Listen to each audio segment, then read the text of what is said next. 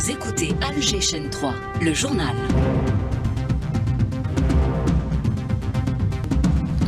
Il est 12h30 sur les ondes d'Alger chaîne 3, le journal de la mi-journée présenté par Nassera Medjader.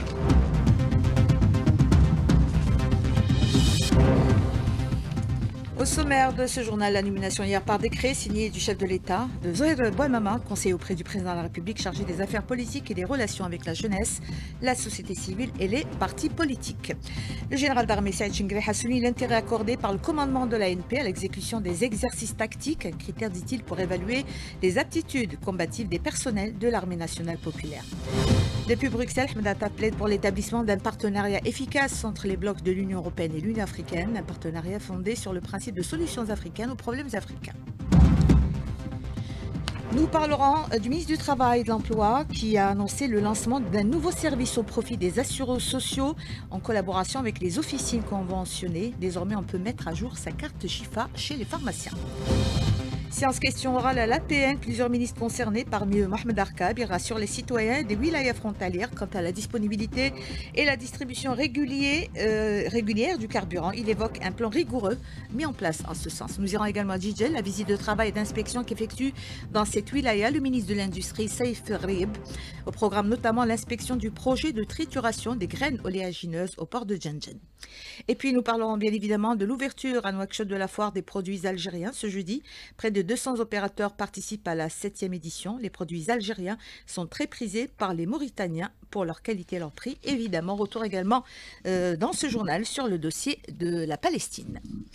Mesdames, Mesdemoiselles, Messieurs, bonjour. Cette nomination donc décidée par le président de la République Abdelmajid Tebboune, le chef de l'État a signé hier un décret présidentiel portant nomination de Zohair Bouamama, conseiller auprès du président de la République chargé des affaires politiques et des relations avec la jeunesse, la société civile et les partis politiques, a indiqué un communiqué de la présidence de la République.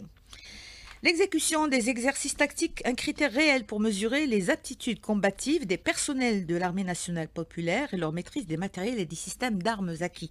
C'est l'intérêt particulier qu'accorde le commandement de l'ANP, souligné du reste par le ministre délégué auprès du ministre de la Défense nationale, chef d'état-major de l'ANP, le général d'armée Saïd Chengreh, qui a entamé hier une visite de travail et d'inspection dans la 3e région militaire, première halte, le secteur opérationnel Sud Tindouf, où il a prononcé une allocution. On l'écoute.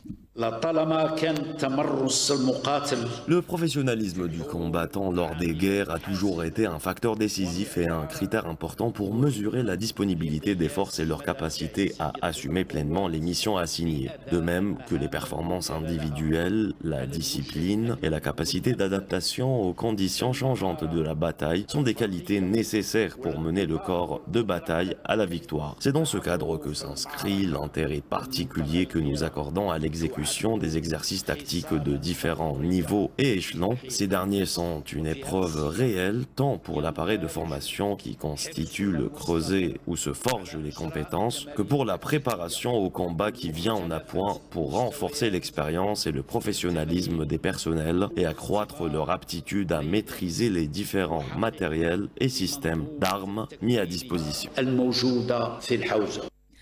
Le général d'armée a également insisté sur la nécessité d'harmoniser les efforts et mobiliser tous les moyens pour sauvegarder la souveraineté nationale et protéger la sécurité du pays. Dans cette perspective, nous veillons à ce que le progrès réalisé dans tous les aspects du métier des armes, au niveau de l'ensemble des composantes de nos forces armées, soit en parfaite correspondance avec les efforts consentis et les moyens matériels et ressources humaines mobilisés, ainsi qu'avec les ambitieux objectifs arrêtés, notamment quand il s'agit de réunir les éléments de puissance militaire à même de nous permettre de défendre la patrie et les citoyens, de sauvegarder notre souveraineté nationale sacrée et de protéger la sécurité et les intérêts suprêmes de notre pays. Et sur le terrain de la lutte contre le terrorisme, 3 terroristes ont été abattus à Khanchla et Indefla. 10 éléments de soutien au groupe terroriste ont été arrêtés par des détachements de l'ANP dans différentes opérations menées à travers le territoire national durant la période du 15 au 20 mai, indique un bilan opérationnel de l'ANP. Et dans le cadre de la lutte contre la criminalité organisée, des détachements combinés de l'ANP ont intercepté, en coordination avec les différents services de sécurité, 53 narcotrafiquants et mis en échec des tentatives d'introduction de 2 quintaux et 4 4 kg de kif traité provenant des frontières avec le Maroc. Et depuis Bruxelles, Ahmed Attaf, le ministre des Affaires étrangères, ministre des Affaires africaines, chargé de la communauté algérienne à l'étranger, a souligné la nécessité d'établir un partenariat efficace entre l'Union africaine et l'Union européenne, fondé sur le principe solution africaine aux problèmes africains, avec l'appui des partenaires engagés à accompagner le continent face aux défis de l'heure. Ahmed Attaf s'exprimait dans une intervention à la table ronde autour du thème paix, sécurité et gouvernance, et cela dans le cadre de la 3e réunion des ministres des Affaires étrangères de l'UA et de l'Union européenne. Il a évoqué les facteurs critiques qui caractérisent désormais le paysage africain en matière de paix et de sécurité. Il a indiqué qu'à aucun moment de son histoire contemporaine, l'Afrique n'a été confrontée à un nombre aussi élevé de foyers de tensions, de crises et de conflits simultanés. Du Sahel à la Corne de l'Afrique, des Grands Lacs à certaines régions d'Afrique du Nord, l'instabilité s'accélère, mettant en péril, dit-il, la vie de millions de personnes et hypothéquant l'avenir de tout un continent. Le Premier ministre Nader Al-Baoui a réuni hier l'exécutif, une réunion du gouvernement consacrée à l'examen des cadres réglementaires relatifs aux 2 instances chargées de l'importation et de l'exportation et à la cession des terrains relevant du domaine privé de l'État pour la réalisation de projets de promotion immobilière ainsi qu'à des exposés. La réunion a porté également sur des exposés concernant le renforcement des capacités de stockage des céréales et aux projets de montage et d'assemblage des téléphones mobiles en Algérie. Le ministre du Travail et de l'Emploi et de la Sécurité sociale a annoncé ce matin le lancement d'un nouveau service au profit des assurés sociaux en collaboration avec les officines conventionnées. Désormais, on peut mettre à jour sa carte Chifa chez le pharmacien. Nous dit Hakima Kamal. Un nouveau service, une externalisation de la mise à jour de la carte Chifa est désormais possible au niveau des officines conventionnées avec la CNAS et qui sont au nombre de plus de 13 000, en tout cas 13 500 officines sur le territoire national. Par cette externalisation de ce service, par la CNAS, l'usager pourra mettre à jour sa carte Chifa lors de toute demande de médicaments à son pharmacien sans avoir à se déplacer vers les services de la CNAS. L'opération a débuté il y a 3 jours, période de test, et cela a permis aux officines de prendre en charge 70 000 demandes de mise à jour des cartes Chifa. Auparavant, les services de la CNAS traitaient jusqu'à 85 000 demandes quotidiennes. Vous voyez donc, la numérisation de la CNAS ne s'arrête pas là. Ce service vient renforcer la politique de numérisation engagée par la Caisse, notamment à travers la plateforme El Hana qui offre une multitude de services en ligne. Séance questions orales à l'APN, plusieurs ministres concernés pour répondre aux questions des députés. Parmi eux, le ministre de l'Énergie et des Mines, Mohamed Arkab, qui a à l'occasion tenu à rassurer les citoyens des wilayas frontalières quant à la disponibilité et la distribution régulière en carburant, notamment dans les zones frontalières les plus éloignées du pays. Il a parlé d'un plan rigoureux élaboré par le gouvernement en ce sens. Maël Mimouni pour un compte rendu. En réponse à une question qui concerne l'alimentation et l'approvisionnement en carburant au niveau des zones frontalières, le ministre de l'Énergie et des Mines, Mohamed Arkab, a rassuré les citoyens de toutes les wilayas frontalières du pays, et notamment celles du sud du pays, que la distribution du carburant se fait de façon régulière et en quantité suffisante. Le ministre de l'Énergie, Mohamed Arkab. Nous avons mis en place un plan rigoureux élaboré par le gouvernement pour garantir l'approvisionnement en carburant dans toutes les wilayas frontalières. La demande en carburant augmente dans ces régions. Et nous avons mis en place un plan précis et bien étudié dans le programme du gouvernement afin d'assurer l'approvisionnement continu des zones frontalières. L'approvisionnement se poursuit dans nos vastes régions du Sud, mais en même temps, il est essentiel de veiller à une utilisation rationnelle de cette ressource dans ces zones. De son côté, le ministre de la Poste et des Télécommunications, Sid Ali Zerrouki, a abordé le dossier de la préservation des données personnelles sur le net et les dangers et les risques qui en découlent. Le ministre a rassuré que son secteur a tout d'abord donné une grande importance à ce sujet à travers l'intensification de la prévention et de la sensibilisation et que le secteur de la Poste a aussi tracé tout un plan annuel de lutte contre les risques et les dépassements et la fraude sur le net. De l'APN, Smaï Mimouni, Alger, Chain 3. Direction Djidjel et la visite de travail d'inspection qu'effectue dans cette wilaya le ministre de l'Industrie Sif Ghraïb, au programme notamment l'inspection du projet de trituration des graines oléagineuses au port de Djendjen. Abdelhamid Zouad.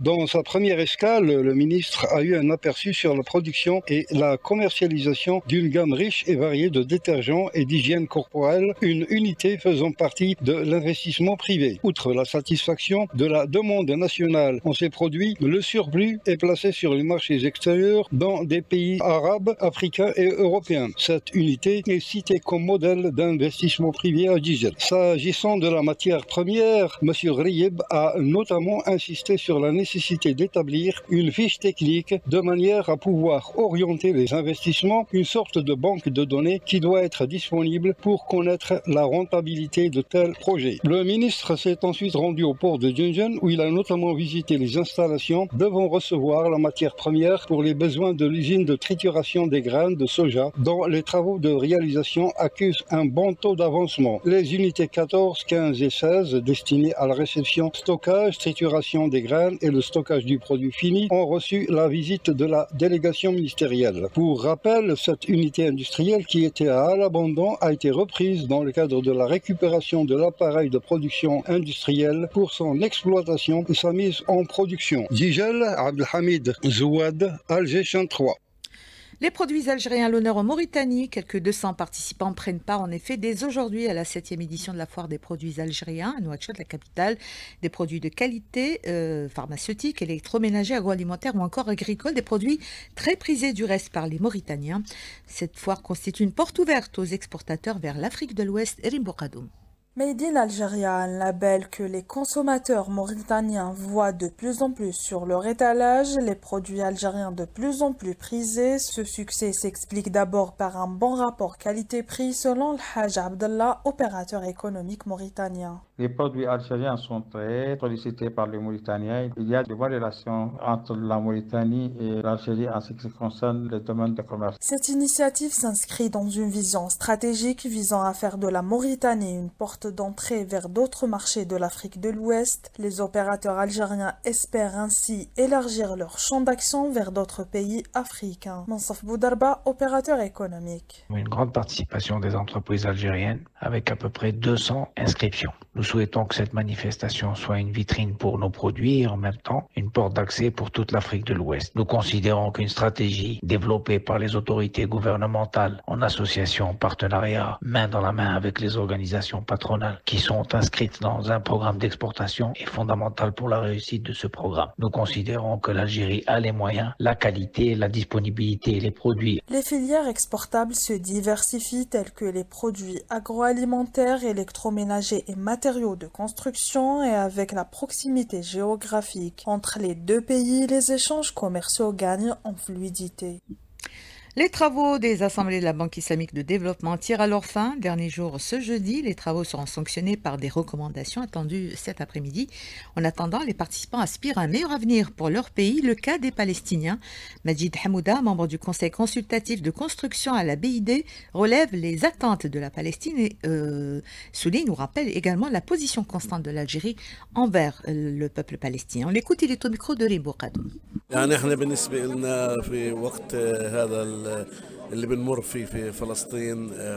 Face aux conditions que nous vivons actuellement en Palestine, marquées par une guerre de génocide, nous espérons que la Banque de développement se tiendra à nos côtés une fois la guerre terminée, en finançant des projets, en contribuant à la reconstruction des zones détruites et en nous aidant à faire entrer l'aide humanitaire.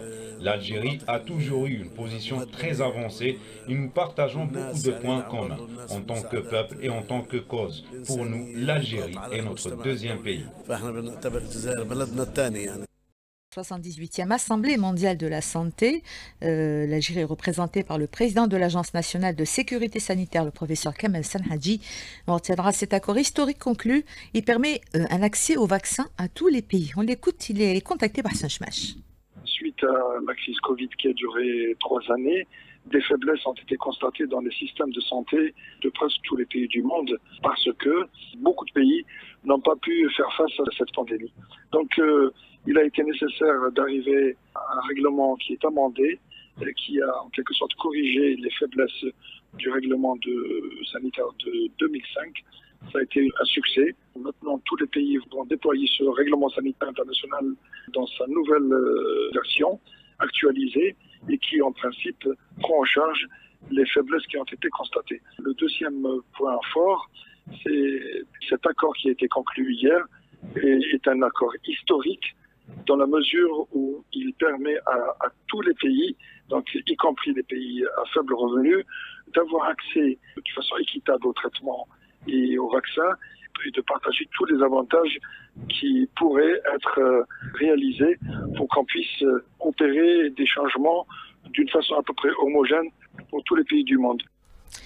Direction Bouira, où la Cour de justice a organisé une journée de sensibilisation dédiée à lutter contre la fraude, et cela au profit des cadres de l'éducation et des parents d'élèves. L'objectif étant de crédibiliser les examens officiels et garantir l'égalité des chances entre tous les candidats. Aris Chachoua nous en dit plus. Plusieurs communications en rapport avec le thème ont été données par des juges, des avocats et par des représentants des corps de sécurité, la police et la gendarmerie nationale. Faisal Bendaas, procureur général près la Cour de justice de Bouira. Après l'intervention du législateur algérien depuis l'année 2020 par la loi numéro 2006, datée du 28 avril 2020. Donc ces dispositions sont des dispositions pénales et réglementaires pour punir tous les actes de fraude au milieu des examens, soit du BM ou du bac. Ça, c'est pas une journée de formation, mais c'est une journée de sensibilisation pour donner une crédibilité, une journée de transparence, pour concrétiser le principe de l'égalité des chances pour nos chers enfants, nos chers élèves et nos chers étudiants. Belarbi Zahmani Mohamed, le président de la Cour de justice de Bouira, tient à rassurer les candidats. Cette loi a pour objectif essentiel de garantir la transparence et l'égalité des chances aux examens et nullement de semer la crainte. L'opération elle-même, c'est une opération qui est très noble, s'inscrit dans la transparence, dans l'égalité des chances, donc pas pour les effrayer. Réussir honnêtement, c'est déjà un premier pas vers la citoyenneté responsable. À cet effet, l'État, l'école et la justice sont unis pour défendre l'équité et le mérite. Bouira Aris Chachoua, Algéchin 3. Et au deuxième jour de sa visite de travail d'inspection dans la 3e région militaire, première halte, le secteur opérationnel Sud Tindouf, le ministre délégué auprès du ministre de la Défense nationale, chef d'état-major de l'ANP, le général d'armée Saïd Chengriha, supervisait des exercices tactiques menés par une unité opérationnelle du Sud Tindouf. Nous aurons à y revenir.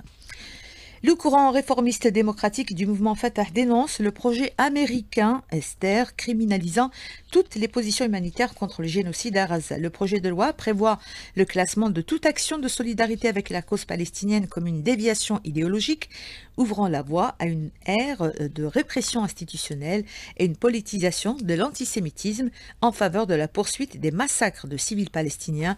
Les explications de Dimitri Diliani, membre du Conseil révolutionnaire du mouvement Fatah. Il en parle à Karim Hasnaoui.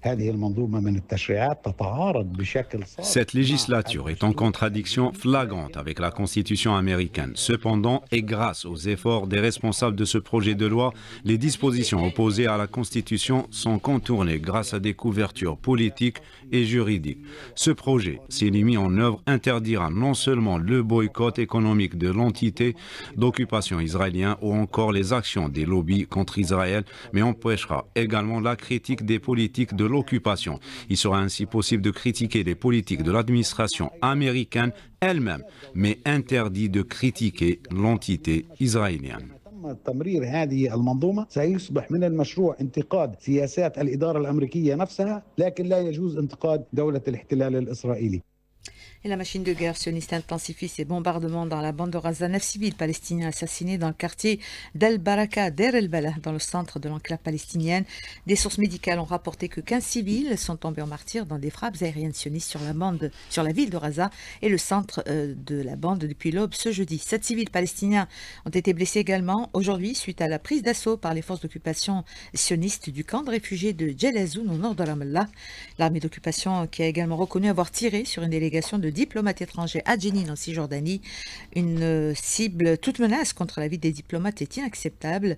A immédiatement réagi à Bruxelles, la chef de la diplomatie européenne. Une situation qui a été vivement dénoncée et condamnée par plusieurs pays européens. Et alors que l'entité sioniste poursuit ses crimes à Gaza, le Maroc accueille une unité militaire d'élite israélienne appelée l'unité Golani pour participer à un exercice militaire international à Agadir, une unité qui est responsable du massacre de 15 secouristes employés de l'ONU en mars dernier et pointée du doigt pour ses crimes à Gaza. La rapporteure spéciale de l'ONU pour les droits de l'homme a accusé le Maroc de violer le droit international en accueillant des soldats coupable de crimes de guerre. Retour chez nous, on va parler de la protection civile qui mobilise ses équipes en prévision de la saison estivale. Dans l'invité du jour, le colonel Farouk Achour, inspecteur à la Direction générale de la protection civile, a évoqué la sensibilisation, la prévention quant au risque d'inondation, la lutte contre les feux de forêt. Il a entre autres souligné comment certaines plages sont interdites à la baignade. On l'écoute au micro de Nariman Ndil. Pour l'année 2025, il y a eu l'étude du plan d'action qui a été réalisé l'année passée pour pouvoir essayer d'évaluer, essayer de corriger, d'améliorer ce dispositif. À ce titre, il y aura quand même cette année plus de 11 400 agents entre saisonniers professionnels qui sont répartis au niveau des plages surveillées. Vous avez aussi également des postes de secours au niveau de l'ensemble des plages autorisées à la baignade, un renforcement en matière de personnel, mais également en matière de moyens d'intervention. Vous avez aussi la problématique, malheureusement, des plages interdites. Il faut savoir que si elles ont été interdites, c'est pour de bonnes raisons qui touchent à la sécurité de nos concitoyens. Il faut savoir qu'il y a toute une commission au niveau de chaque wilaya qui recense l'ensemble des plages et étudie au cas par cas, et chaque plage est étudiée pour justement essayer de lister les plages qui sont autorisées à la baignade et les plages qui sont interdites. Parce que souvent, il y a des dangers qui existent. Il y a d'abord le problème de l'accessibilité. Ces plages sont attirantes du point de vue beauté du paysage, etc. On a souvent des accidents, surtout des polytraumatisés. Donc ça devient vraiment dangereux. Et vous avez aussi des plages où vous avez des rochers à fleur d'eau qui sont extrêmement dangereux. On a aussi le problème des plages qui ont des dangers particuliers, notamment les courants. Aussi des plages qui sont polluées. Ces plages-là, si elles sont interdites, c'est vraiment pour de bonnes raisons. Le colonel Farouk Achour, inspecteur à la Direction générale de la protection civile, invité du jour, il répondait aux questions de Nariman Mendil. Sport avec le football, Ali Hamouche, avec un match de mise à jour qui est au programme aujourd'hui. Bonjour Nasser, en effet, le CS Constantine, 10e au classement avec 32 points, qui affrontera donc à 18h Stade Chahid Hamlaoui le Mouloudia d'Oran, 11e avec 30 points pour le match, un match de mise à jour du championnat de Ligue 1. Et ces matchs de Ligue 1, ces mises à jour qui se poursuivront demain avec le Big Derby de la capitale entre l'USM Alger et le Mouloudia d'Alger. Ça sera à partir de 20h Stade du 5 juillet. Et une information basketball avec aujourd'hui suite de la 3e journée des playoffs avec 2 matchs à 16h30. Le Nasr Hussein qui affrontera l'USM Blida et à 19h le MB Stawali qui sera face au CR Benissaf. Et c'est la fin de ce 12-13 réalisé par Ahmed Dado et Amin Segni. Merci à Khaled qui était à la technique, Talef Goum à la régie. Merci également à Mouni qui était au streaming vidéo. Dans un instant, la météo. Rendez-vous pour l'information à 14h avec Premier Flash à Malaisie. Merci de nous rester fidèles.